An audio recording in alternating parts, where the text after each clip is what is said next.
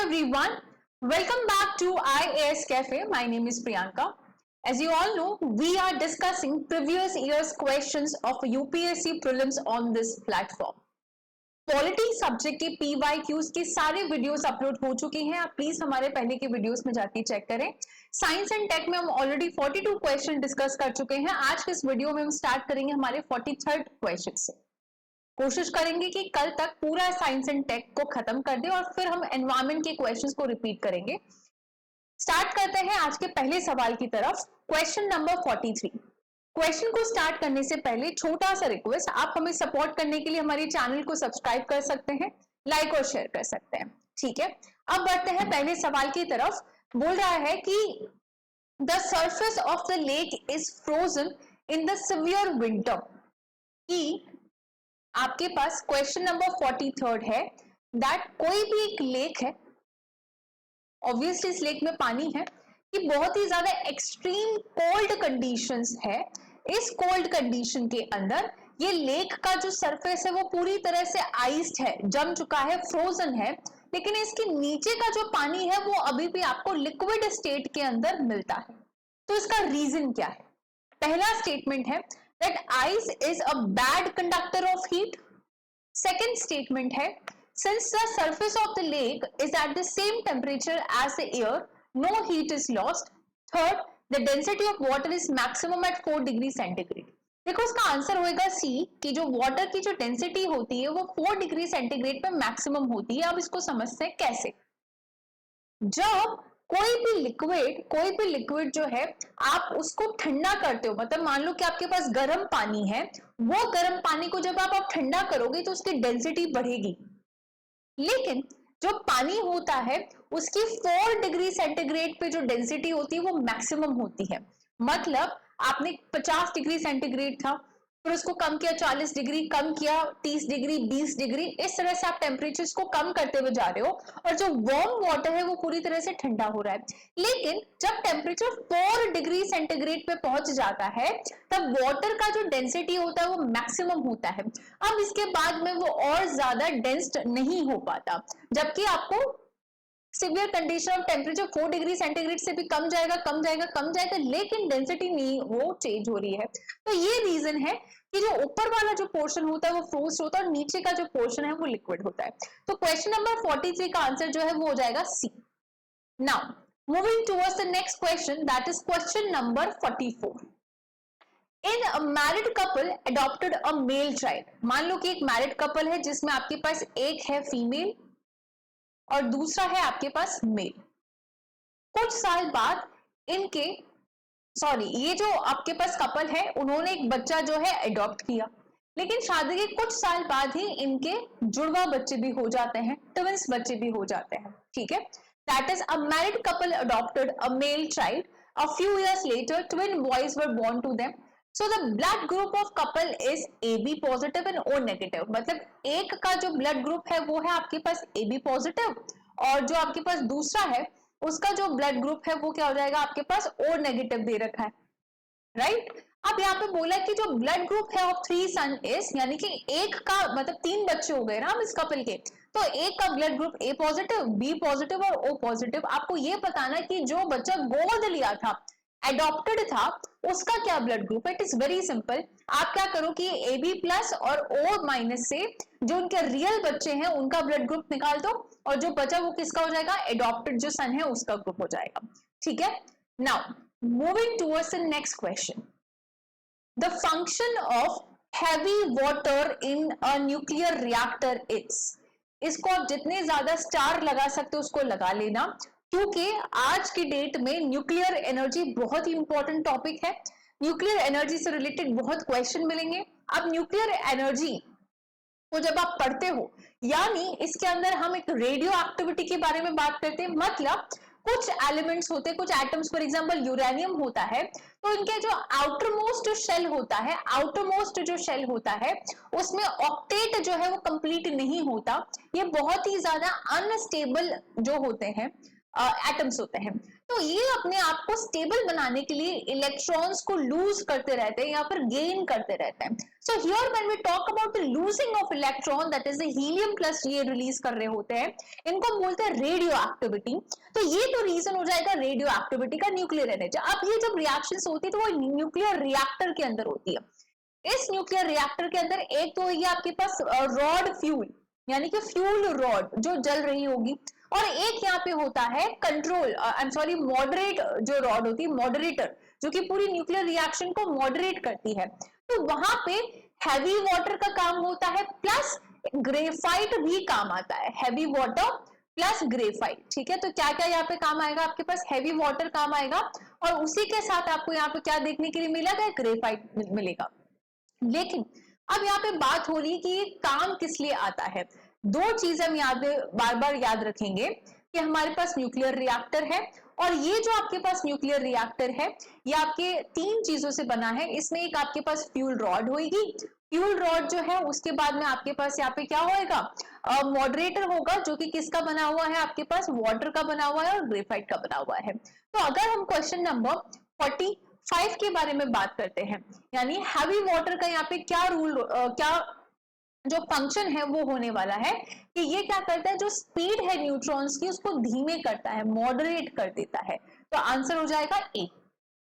Now next question, that is a company marketing the food products advertises that its items do not contains the trans fat.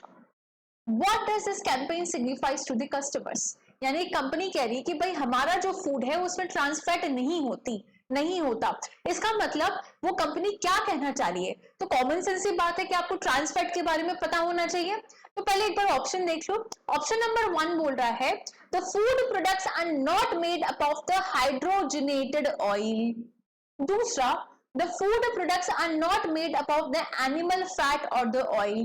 Third, the oils used are not likely to damage the cardiovascular health of the consumers. तो यहाँ पे trans fat के बारे में आपको मालूम होना चाहिए। इसमें क्या है, ट्रांस फैट जो है, एक सेकेंड, यहाँ पे पूछा है not made up of the trans fat. तो what does this campaign signifies. तो यानी कि जो फूड प्रोडक्ट्स है, ट्रांस फैट का मतलब क्या होता है, वो एनिमल फैट और ऑयल से बना हुआ होता है। तो 1 और 3 जो है इसका यहाँ पे आंसर जो है देखने के लिए मिल जाएगा। ट्रांस फैट का मतलब ही क्या होता है, जो कि हाइड्रोजनेशन की प्रोसेस से बना हुआ होता है। मतलब जब हाइड्रोजन किसी एक लिक्विड वेजिटेबल ऑयल में आप ऐड करते हो, ठीक है, कोई भी एक लिक्विड वेजिटेबल ऑयल है, उसमें अगर आप हाइड्रोजन को ऐड करते हो ताकि उसको और ज्यादा सॉलिड बना पाओ या फिर स्टेबल कर पाओ रूम टेम्परेचर में, वो ट्रांस फैट होता है, जैसे डालडा घी होता है, correct. So by stating that the products do not contain the trans fat, हमने क्या बोला क्वेश्चन में कि एक कंपनी कह रही है कि भाई हमारे फूड में ट्रांस फैट नहीं है, यानी कि वो अच्छे फैट के बारे में बात कर रहे हैं। तो कंपनी ये इंडिकेट कर रही है कि वो हाइड्रोजनेटेड ऑयल को यूज नहीं करते हैं। ठीक है, बढ़ते हैं हमारे अगले सवाल की तरफ। Question number 47। क्वेश्चन नंबर 47 बोल रहा है कि कोई अगर पेड़ है, इस पेड़ का अगर मैं बाहर का आउटर मोस्ट बार्क अगर रिमूव कर दूं सर्कुलर फैशन के अंदर, तो इसका क्या मतलब है। जैसे कि हमने बोला कि कोई भी पेड़ है उसके अंदर दो कंडक्टिंग टिश्यूज मिलती है, एक आपको मिलता है जाइलम और एक आपको मिलता है फ्लोएम। ये हमारे पहले वाले लेक्चर में भी हमने किया कि हमारे पास एक जाइलम है और एक फ्लोएम है। तो जाइलम जो होता है रूट से बाकी पेड़ के पार्ट्स की तरफ पानी कंडक्ट करने का काम करता है, और जो फ्लोएम है, ठीक है, और ये जो फ्लोएम है वो क्या करता है, लीव से बाकी की चीजें लेके आता है, न्यूट्रिशंस। तो अब यहाँ पे स्ट्रक्चर आप हमेशा याद रखेंगे, जाइलम सेंटर में होता है और इसके चारों तरफ आपको फ्लोएम मिलेगा। ठीक है, अब क्या बोला कि पेड़ के बाहरी सतह से आपने बार को रिमूव किया, मतलब फ्लोएम रिमूव कर दिया आपने। जब फ्लोएम रिमूव कर दिया मतलब जो न्यूट्रिएंट्स पहुंचाने वाला टिश्यू था उसको आपने रिमूव कर दिया, तो इसका मतलब क्या हो जाएगा कि जो रूट्स है, राइट, ऑप्शन नंबर 1 क्या है, that water from the soil can not rise to the aerial part. ऐसा नहीं है, क्योंकि जाइलम अभी भी सही सलामत है, तो ये गलत हो जाएगा। Then roots are starve from energy, ये हो सकता है। Trees infected by the soil microbe, roots do not receive oxygen for the respiration। तो क्वेश्चन नंबर 47 में आप क्या बोल दोगे कि आंसर हो जाएगा बी। क्यों? क्योंकि यहाँ पे उनको एनर्जी देने के लिए जो फ्लोएम था वो मर चुका, वो आपने रिमूव कर दिया। ठीक है, बढ़ते हैं अगले सवाल की तरफ। Regular intake of fresh fruits and vegetables is recommended in the diet since they are good source of antioxidant. How do antioxidant help a person maintain health and promote the longevity? देखो, जो antioxidants होते हैं ये अपने पास fruits है, vegetables हैं, उनमें बहुत होता है। डॉक्टर्स कहते हैं फ्रूट्स खाया करो, सब्जियां, हरी सब्जी खाया करो, एंटीऑक्सीडेंट्स होता है। तो एंटीऑक्सीडेंट जो है हमारी बॉडी में करती क्या है उसको समझ सकते हैं यहाँ पे, है ना। मतलब सबको पता है ऐसा होता है, बट एंटीऑक्सीडेंट्स का रोल क्या होता है? पहली बात, अगर आपको एक हेल्दी लाइफस्टाइल चाहिए या फिर आपको अपना हेल्थ मेंटेन करके रखना है, तो आप अपनी बॉडी में, सॉरी, जो फ्री रेडिकल्स होते हैं उनको न्यूट्रलाइज करना पड़ेगा, यानी कि जो हार्मफुल फ्री रेडिकल्स है आपको उनको न्यूट्रलाइज करना पड़ेगा। तो ये फ्री रेडिकल्स क्या करते हैं, जब कोई भी आपकी बॉडी में मेटाबॉलिज्म होता है, मेटाबॉलिज्म का मतलब कैटाबॉलिज्म प्लस एनाबॉलिज्म, यानी कि रिएक्शन, जब मॉलिक्यूल्स टूटता है या फिर जुड़ता है, तो जब आपकी बॉडी में मॉलिक्यूल्स के अंदर मेटाबॉलिज्म होता है तो वो मेटाबॉलिज्म से जो फ्री रेडिकल्स रिलीज होते हैं वो आपकी बॉडी को डैमेज पहुंचा सकते हैं, आपके जो डीएनए है उनको डैमेज पहुंचा सकती है और आपको बहुत तरीके की डिजीज हो सकती है, एजिंग प्रोसेस हो सकता है। तो उन एंटीऑक्सीडेंट, उन फ्री रेडिकल्स को स्टेबलाइज करने के लिए, उन सेल्यूलर हार्म को रोकने के लिए एंटीऑक्सीडेंट्स जो है बहुत ही इंपॉर्टेंट यहाँ पे रोल प्ले करती है। तो इसका अगर आंसर देखेंगे हम क्वेश्चन नंबर 48 का, तो C is the answer, that they neutralize the free radicals produced in the body during the metabolism. ठीक, अगला सवाल क्वेश्चन नंबर 49। एक सेकेंड दीजिए, ये अभी भी आपके पास न्यूज में रहता है क्वेश्चन नंबर जो 49 है।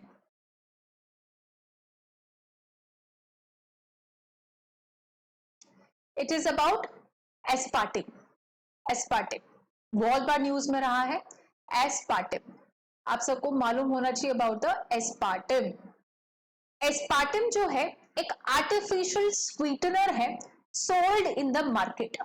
It consist of amino acid, it provides calories like other amino acid, yet it is used as a low calorie sweetening agent in the food items. What is the basis of this use?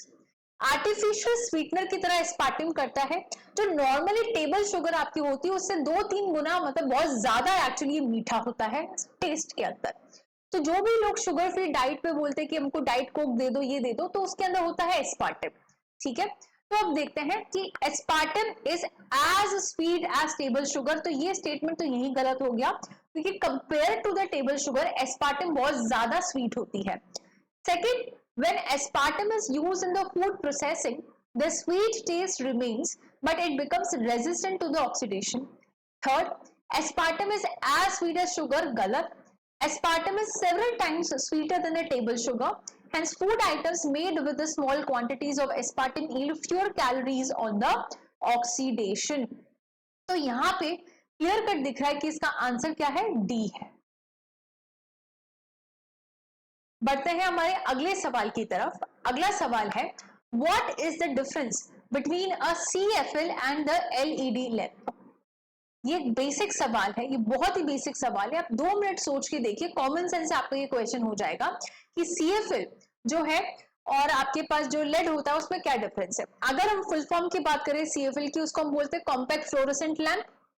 इसके अंदर आप mercury की जो vapours है उसको use करते हो ताकि अल्ट्रावायलेट लाइट जो है वो रिलीज हो, और वो अल्ट्रावायलेट जो लाइट है फाइनली जाके विजिबल लाइट जो है आपका, यानी कि जो उसमें कन्वर्ट होती है। ठीक है, लेकिन जब हम लेड के बारे में बात करते हैं, LED की, तो ये सेमीकंडक्टर मटेरियल जो है उसका यूज करता है। सेमीकंडक्टर मटेरियल की वजह से ये सवाल आया, सेमीकंडक्टर्स क्या होता है आपको मालूम होना चाहिए। जैसे कि आपके पास है इंडियम गैलियम नाइट्राइड, ये क्या करता है, जितनी भी हाई ब्राइटनेस है लेड की, ब्लू ग्रीन अल्ट्रावायलेट कलर्स में, उन सबको ये क्रिएट करता है, मदद करता है। ठीक है, एल्यूमिनियम गैलियम इंडियम जो फॉस्फेट है ये यूज किया जाता है जब आप हाई ब्राइटनेस LEDs का मैन्युफैक्चर करते हो तब। ठीक है जी, तो इसमें आपको बात करेंगे अगर हम डिफरेंस के बारे में, तो क्वेश्चन नंबर आपके पास कौन सा नंबर है, ये क्वेश्चन नंबर 50th हम कर रहे थे, इसका आंसर आपके पास हो जाएगा C, that is to produce a light CFL uses mercury vapor and a phosphor while a LED lamp is used as a semiconductor. CFL is less energy efficient. Yes, the average lifespan of CFL is much longer than this. This is wrong. Now, question number 51. A layer in the Earth atmosphere called ionosphere facilitates radio communication. Why? तो इसको आप बहुत ही अच्छे से कर लेंगे. हमारे पास troposphere होता है, देन हमारे पास स्ट्रेटोस्फियर होता है, फिर हमारे पास थर्मोस्फियर होता है, और उसके बाद हमारे पास आयोनोस्फियर होता है. ठीक है, we have troposphere, stratosphere, thermosphere and ionosphere. तो अर्थ का जो एटमॉस्फेयर है, इसमें ये जो आयोनोस्फियर वाली जो लेयर है वो इजीली रेडियो कम्युनिकेशन को कर पाती है. ऐसा क्यों होता है? तो सबसे पहले आप रेडियो वेव्स के फॉर्म में अगर बात करोगे तो इलेक्ट्रोमैग्नेटिक स्पेक्ट्रम आपको मालूम होना चाहिए. इलेक्ट्रोमैग्नेटिक स्पेक्ट्रम बहुत बहुत इंपॉर्टेंट, बहुत ही इलेक्ट्रोमैग्नेटिक स्पेक्ट्रम पे कैसे ना कैसे करके सवाल आता है, तो ये बहुत ज्यादा इंपॉर्टेंट हो जाएगा. तो उसके अंदर जो रेडियो वेव्स होती है, अगर हम इलेक्ट्रोमैग्नेटिक जो स्पेक्ट्रम है उसकी बात करते हैं, ठीक है, उसमें क्या होता है, देखो आयोनोस्फीयर है, एक ऐसी लेयर है जो सोलर रेडिएशन की वजह से पूरी तरह से आयनाइज्ड हो जाती है, यानी कि वहां पे प्लस और माइनस के आपको जो एटम्स है वो मिलेंगे, कैटायंस एनाइंस जो है वो मिलते हैं आपको, राइट. मतलब आयंस क्या होते हैं, फॉर एग्जांपल आपके पास सोडियम क्लोराइड है, सो Na+Cl- ये आयंस बने, कैटायंस है, एनाइंस है. इसका मतलब कि जो आपके पास आयनोस्फीयर में जो एटम्स हैं या फिर जो मॉलिक्यूल्स हैं, उनके पास इलेक्ट्रॉन्स भी है, उन्होंने कुछ इलेक्ट्रॉन्स को लूज भी किया होगा. तो ये जो फ्री इलेक्ट्रॉन्स होते हैं आयनोस्फीयर में, ये रेडियो वेव को इफेक्ट करते हैं, और इसीलिए आयनोस्फीयर क्या करती है, रेडियो कम्युनिकेशन को फैसिलिटेट कर पाती है. लेकिन जब हम ओजोन की बात करते हैं, वो आपके स्ट्रेटोस्फीयर में होती है, इस लेयर के अंदर नहीं होती. तो क्वेश्चन नंबर जो 51 है उसका आंसर हो जाएगा D. Next, question number 54. King cobra is the only snake that makes its own nest. Why does it makes its nest? देखो किंग कोबरा जो ऐसा सांप है वो क्या करता है कि पहली बात तो अंडे देता है, डायरेक्टली अपना बच्चा पैदा नहीं करता, अंडे देता है. उस अंडे के लिए वो अपना जो है क्या कहते हैं उसको, जो नेस्ट है वो बनाता है, राइट. अब यहाँ पे देख लेंगे कौन सा ऑप्शन में है. या so it is an oviparous snake and lay its egg in the nest and guard the nest until they are hatched. ठीक है. Next question, consider the following statement. Sweet orange plants are propagated by grafting technique. Jasmine plants are propagated by layering technique. So I think the answer is both C, that is 1 and 2. अब ये क्या है उसको समझते हैं. एक technique होती है जिसको आपने सुना होगा, वेजिटेटिव प्रोपगेशन. जब हम वेजिटेटिव प्रोपगेशन के बारे में बात करते हैं तो इस वेजिटेटिव प्रोपगेशन में कि प्लांट जो है उसका कोई भी एक पार्ट हम लेते हैं और उस पार्ट की मदद से पूरा एक नया प्लांट जो है फिर से हम बना लेते हैं. ठीक है. अब ये वेजिटेटिव प्रोपगेशन के अलग अलग टाइप्स होते हैं, जैसे कि कटिंग है, लेयरिंग है, ग्राफ्टिंग है. तो these are the different types. Cutting यानी मान लो कि जो रोज प्लांट होता है, रोज का जो पौधा होता है, उसमें आप बस एक उसकी जो टहनी जो स्टेम होती है उसको लेते हैं और नया प्लांट उगा देते, तो ये होता है कटिंग. लेयरिंग जो चमेली या फिर जो जैस्मिन के प्लांट्स होते हैं उनकी जो ये इस तरह से नीचे जमीन पर अड़ने लग जाती है लेयर्स के फॉर्म में, और यहीं से दूसरा प्लांट उग जाता है. और ग्राफ्टिंग स्वीट और जो है ऑरेंज के जो प्लांट्स है या फिर आपका जो मैंगो है उसमें देखा जाता है, जिसमें आप एक रूट को शूट से कनेक्ट करते हो. तो इसका आंसर हो जाएगा C. Next, the panda belongs to the same family as that of the bear. अगर हम पांडा के बारे में बात करते हैं तो यहाँ पे आपको ये मालूम होना चाहिए कि जो पांडा है बियर फैमिली से बिलोंग करता है. अगर देखो एक होता है आपके पास जाइंट पांडा और एक होता है रेड पांडा, ये दोनों ही पांडा जो है यूरिसिडी फैमिली को बिलोंग करती है, जो कि आपके पास बियर की फैमिली होती है, करेक्ट. अब इस पूरे जाइंट पांडा में अगर हम बात करते हैं तो ये इकलौता सर्वाइविंग मेंबर है इस ग्रुप का. पांडास जो है बियर से काफी ज्यादा मिलते जुलते होते हैं, तो इनकी जो फैमिली है it is common to the bear. Next question पे आते हैं. with reference to the evolution of living organism, which one of the following sequence is correct? अब यहाँ पे ध्यान से देखो आप, ऑक्टोपस, ऑक्टोपस किसी ने नहीं भी पढ़ा होगा तो भी इसकी मूवी जरूर देखी होगी और सबको पता है कि इस तरह से पानी में होता है। डॉल्फिन एंड शार्क, तो ये दोनों आपके पास क्या है, पानी के अंदर ही है। फिर आपके पास सैलमेंडर है, पाइथन है, कंगारू है। कंगारू आपके पास मैमल है, पाइथन आपके पास रेप्टाइल है, सैलमेंडर आपके पास आर्थ्रोपॉड है। तो यहीं से आंसर आ जाएगा कि पहले आर्थ्रोपॉड आए, हमको मालूम है कि पहले आर्थ्रोपॉड आए, फिर रेप्टाइल्स आए। आर्थ्रोपॉड मतलब जो पानी में और जमीन पे दोनों में रह सकते हैं, रेप्टाइल जो रैंक के चलते जैसे सांप होते हैं, और कंगारू यानी कि जो मैमल्स होते हैं। तो क्रोनोलॉजी ऑप्शन नंबर सी में बैठ रही है कि आर्थ्रोपॉड है, रेप्टाइल्स है और मैमल्स है। Next question, in the dry cell which of the following are used as a electrolyte. तो जब आपने एक डैनियल सेल या फिर इलेक्ट्रोलिटिक्स जो सेल्स होते हैं स्कूल में पढ़े होंगे, तो उसमें आपने पढ़े होंगे कि इलेक्ट्रोलाइट का यूज किया जाता है। तो यहाँ पे जिसका यूज किया जाता है वो होता है ammonium chloride. Next, which one of the following has the highest energy. VIBGYOR याद कर लो आप, अगेन इलेक्ट्रोमैग्नेटिक स्पेक्ट्रम, ठीक है।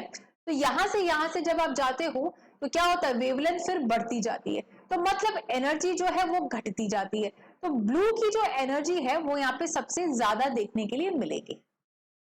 Next question, in the context of alternative sources of energy, ethanol as a viable biofuel can be obtained from sugar cane. ये तो मतलब क्या बोलूं मैं, बायोफ्यूल है, बहुत इंपॉर्टेंट है, बार बार क्वेश्चन आता है। अब शुगर केन तो है, ये बहुत पुराना सवाल है। आज की डेट में शुगर केन या उससे जो बनने प्रोडक्ट्स होते हैं, वेस्ट प्रोडक्ट्स होते हैं, आप उससे भी बना सकते हो। So answer is like a different for today, but it is a question from 2009। Now next question is consider the following statement, ठीक है। एक मिनट, इसको थोड़ा सा इरेज कर देते हैं।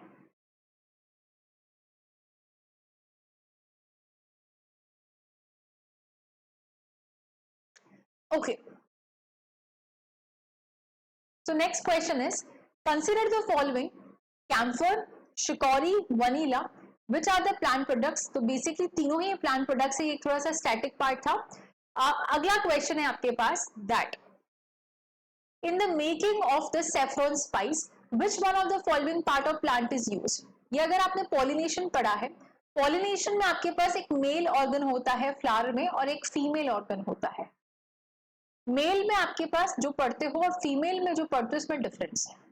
फीमेल में आपके पास होता है स्टिग्मा, स्टाइल एंड ओवरी, कुछ इस तरह से एनसीईआरटी में स्ट्रक्चर है। ये होता है आपके पास स्टिग्मा, ये होता है आपके पास स्टाइल, और ये होएगा आपके पास ओवरी।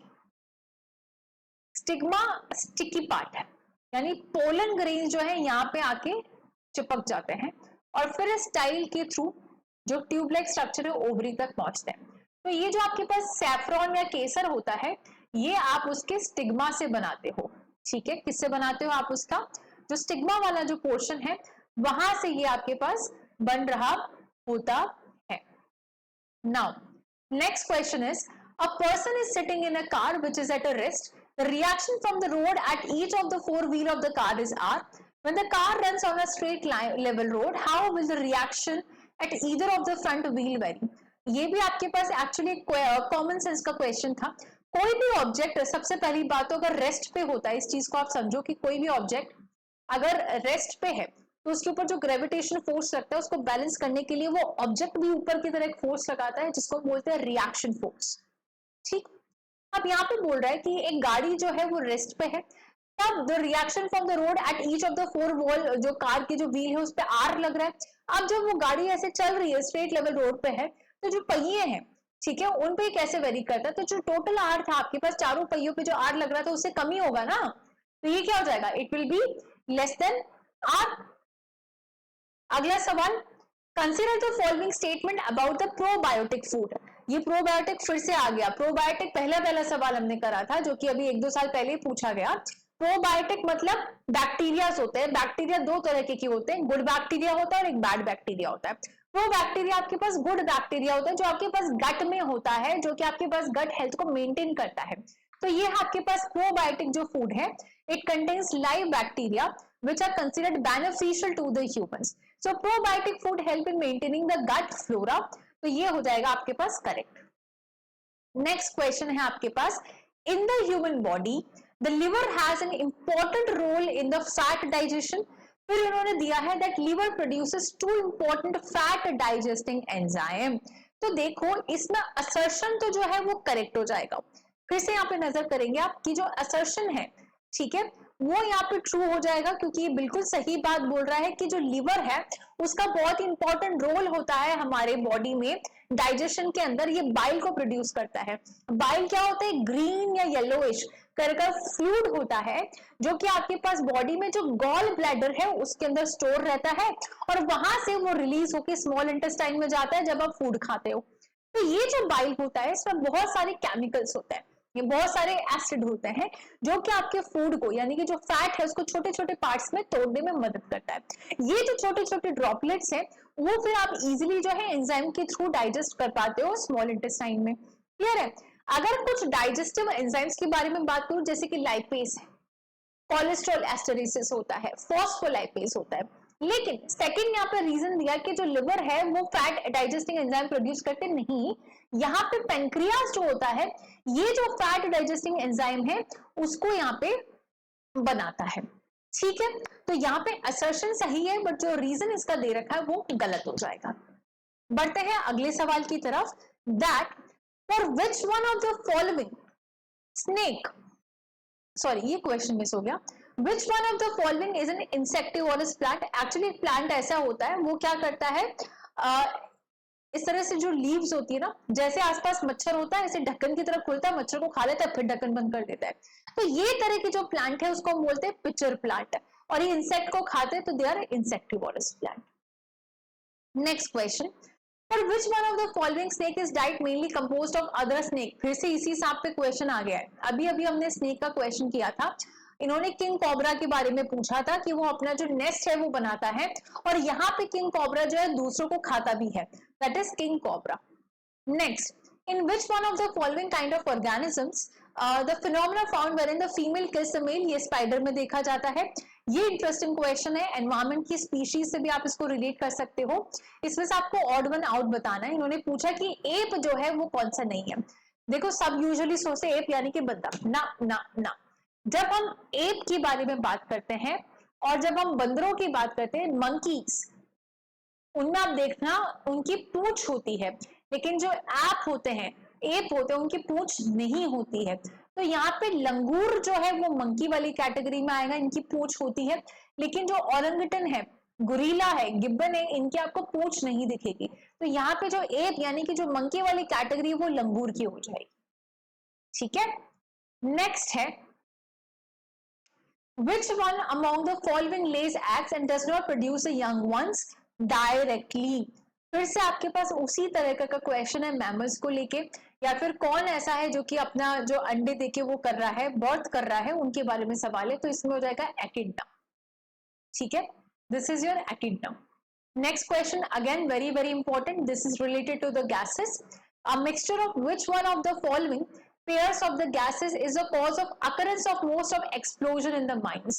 देखो जब भी आप माइनिंग करते हो तो उसमें बहुत सारी गैसेस निकलती है, मेनली मीथेन। तो जो मीथेन है ना, जब एयर के कांटेक्ट में आती है, ऑक्सीजन के कांटेक्ट में आती है, तब ब्लास्ट कर जाती है, एक्सप्लोजन कर लेती है। इसको एक्सप्लोसिव गैस भी बोला जाता है। तो इसका आंसर हो जाएगा मीथेन एंड एयर। नेक्स्ट यहाँ पे सवाल है कि इनमें से कौन सी ऐसी गैस है, इन्होंने सारी इनर्ट गैस दी है, जिसको आप स्ट्रेंजर गैस के नाम से भी जानते हो। तो वो आपके पास क्या हो जाएगा, जिनॉन हो जाएगा। Rubies and sapphires are made up of aluminium oxide. Then which one of the following pairs of metals constitute the highest and the lightest metal। so this question is on you। और 73rd again आपके पास radio wave पे question आया है, electromagnetic spectrum, repeated question है तो ये आप कर सकते हैं। Again repeated question electromagnetic spectrum पे। तो ये दो सवाल आप करिएगा। मिलते हैं हम अगले वीडियो की तरफ जिसमें हम आपके जो बाकी के बचे हुए क्वेश्चन है उनको पूरा कर देंगे।